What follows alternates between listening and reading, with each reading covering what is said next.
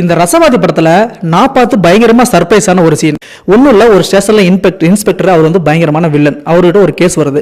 அதாவது ஒரு லேடி, சிட்டிலே ஃபேமஸான ஒரு லேடி டாக்டர் பார்த்தீங்க அப்படின்னா அவங்க ஹஸ்பண்டை கொல்றதுக்கு அவருக்கே தெரியாம ஆள் வச்சிருப்பாங்க.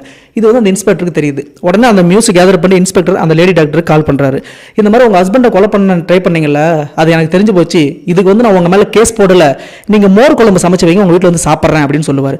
ஸோ அவங்க வீட்டில் போய் டாக்டர் வீட்டில் சாப்பிட்டு இருப்பாரு, லேடி டாக்டர் வீட்டில். அந்த அம்மா உத்து பார்த்து சாப்பிட்டு இருப்பாரு இன்ஸ்பெக்டர்.